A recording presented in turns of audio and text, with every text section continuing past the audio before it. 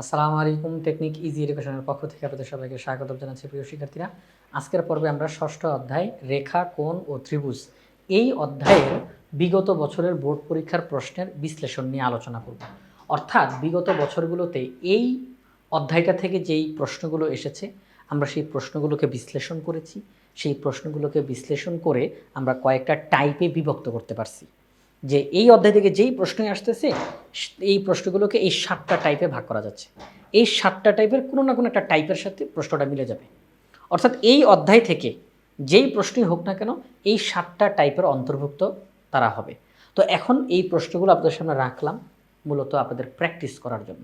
আপনারা যেন অনেক বেশি পরিমাণে প্র্যাকটিস করতে পারেন, এই জন্যই মূলত এই প্রশ্নগুলো এখানে, এবং আমরা এগুলোকে সাজিয়ে দিয়েছি টাইপ ভিত্তিকভাবে, প্রশ্নগুলোকে আলাদা করে দিয়েছি। এটা সবচেয়ে বেশি উপকার হবে যে আপনি একই টাইপের সবগুলো প্রশ্ন এক নাগারে আপনি পাবেন, তখন এটা আপনার প্র্যাকটিস করতে অনেক বেশি সুবিধা হবে।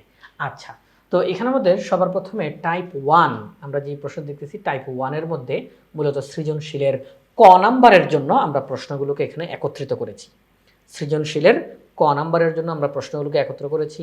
তারপরে টাইপ 2, টাইপ 2-তে উপপাদ্য 15 এবং অনুশীলনী 6.3-এর অঙ্ক মিলিয়ে এই টাইপ 2-এর অঙ্কগুলো। এরপরে টাইপ 3, টাইপ 3-তে যেই প্রশ্নগুলো আমরা রেখেছি এগুলো উপপাদ্য 16-র সাথে মিলেছে। তারপর টাইপ 4, অনুশীলনী 6.3-এর অনুশীলনের অঙ্কগুলো দিয়ে এই টাইপটা সাজানো হয়েছে। টাইপ 5, উপপাদ্য 8, অনুশীলনী 5 এবং উদাহরণ 2, উদাহরণ 6.3 এগুলো মিশ্রণ করে টাইপ 5-এর প্রশ্নগুলো। এরপরে টাইপ 6, এখানে অনুশীলনীর ভিতরের অঙ্কগুলো দিয়ে এই টাইপটা সাজানো হয়েছে, এই যে 20-এর গ। আর হচ্ছে টাইপ 7, অনুশীলনীর যেই 17 নম্বরের যে অঙ্কগুলো। তো টাইপ 7-এর যেই প্রশ্নগুলো এগুলো অনুশীলনীর ভিতরের 17 নং প্রশ্ন দিয়ে বানানো হয়েছে। আবার কেউ ভাববে না যে অনুশীলনী 17 মনে হয়, না, অনুশীলনীর ভিতরের 17 নং প্রশ্ন দিয়ে, যেহেতু আমরা এটা অধ্যায় 6-এ আছি, তো অধ্যায় 6-এর ভিতরের প্রশ্নগুলো দিয়েই এই টাইপগুলো বানানো। তো অনুশীলনীর ভিতরের 17 নং প্রশ্ন দ্বারা এই টাইপটা তৈরি করা হয়েছে। আর নো টাইপ, নো টাইপ বলতে এখানে যেই প্রশ্নগুলো, এই প্রশ্নগুলো এই 7টা টাইপের কোনোটার সাথে মিলতেছে না, এগুলো যদি একটু ব্যতিক্রম, তবে এই অধ্যায়ের জন্যই এই প্রশ্নগুলো প্রযোজ্য। আচ্ছা, তো তাহলে আমরা নো টাইপকে যদি একটা টাইপ হিসেবে ধরে ফেলি, তাহলে মোট 8টা টাইপ। তো এই 8টা টাইপের প্রশ্নগুলো যদি আপনারা ভালো করে প্র্যাকটিস করেন, তাহলে অধ্যায় 6 পুরোপুরিভাবে কমপ্লিট হয়ে যাবে, কোনো কিছু আর বাকি থাকবে না। এবং যেই প্রশ্নগুলো আপনারা প্র্যাকটিস করতেছেন এগুলো আপনারা বোর্ডের প্রশ্নগুলোই প্র্যাকটিস করতেছেন। তো আপনাদের সুবিধার্থে আমরা এগুলো টাইপ ভিত্তিকভাবে আলাদা করে দিয়েছি।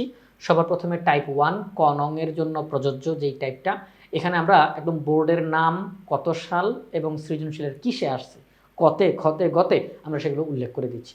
যেমন সমরেখ ও সমবৃত্ত কাকে বলে, প্রমাণ করো যে সমকোণী ত্রিভুজের সূক্ষ্মকোণদ্বয় পরস্পর পূরক কোণ। তো এগুলো সব ক নম্বরের জন্য প্রযোজ্য। তারপরে বলা হলো যে পিথাগোরাসের উপপাদ্যটি লেখো। তারপরে মাদ্রাসা বোর্ড 2018 সালে আসছে।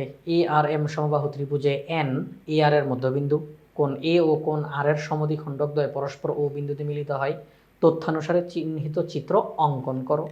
তো এই হচ্ছে ক নম্বরের জন্য প্রযোজ্য যেই প্রশ্নগুলো, এই প্রশ্নগুলো আমরা টাইপ 1-এর মধ্যে দেখতে পাচ্ছি। এবার আমরা টাইপ 2-তে যাই।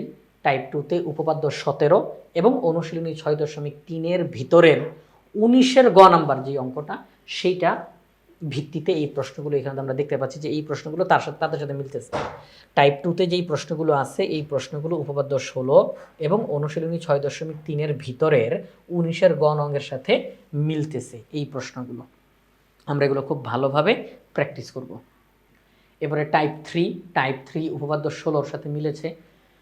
ত্রিভুজ এবিসি এ কোণ সি হচ্ছে এক সমকোণ, কোণ বি হচ্ছে 2 কোণ এ, প্রমাণ করো যে A B square equal to AC square plus BC square.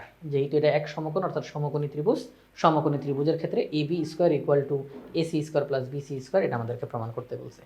তারপরে যে কোণ এ 90 ডিগ্রি, কোণ পি এক সমকোণ, অর্থাৎ উপপাদ্য 16 ভিত্তিতে এই টাইপটা সাজানো হয়েছে। প্রশ্নগুলো সব বোর্ডের, প্রশ্নগুলো কিন্তু বোর্ডের, হ্যাঁ। আচ্ছা, টাইপ 4 অনুশীলনী 6.3-এর ভিতরের 12 নং, 19-এর খ নং, উদাহরণ 1-এর খ নং, এগুলোর ভিত্তিতে টাইপ 4টা সাজানো হয়েছে। অর্থাৎ টাইপ 4-এর প্রশ্নগুলো এই অঙ্কগুলোর সাথে মিলবে। তো টাইপ 4-এর প্রশ্নগুলো আপনারা সবাই অবশ্যই প্র্যাকটিস করবেন।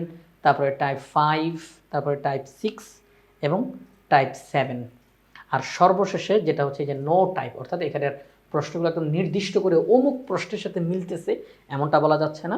তবুও এই প্রশ্নগুলো অধ্যায় 6-এর ভিত্তিতেই দেওয়া হয়েছে। ত্রিভুজ রিলেটেড প্রশ্নগুলো আমরা দেখি, রেখা কোণ ত্রিভুজ, তো ত্রিভুজ রিলেটেড প্রশ্নগুলোই এখানের মধ্যে রয়েছে। তো প্রিয় শিক্ষার্থীরা, এই প্রশ্নগুলো আপনাদের সামনে দেখাচ্ছি এই কারণে যে এগুলো অবশ্যই ভালো করে প্র্যাকটিস করতে হবে। আমরা আশা করব যে আপনারা অবশ্যই এগুলো খুব ভালোভাবে প্র্যাকটিস করবেন। আপনাদের প্র্যাকটিসের সুবিধার্থেই প্রশ্নগুলোকে আমরা একদম সবগুলো প্রশ্ন নিয়ে বিশ্লেষণ করে টাইপ ভিত্তিকভাবে আলাদা করেছি। তো এগুলো ভালো করে প্র্যাকটিস করলে এই অধ্যায়টা সম্পূর্ণরূপে কমপ্লিট হয়ে যাবে।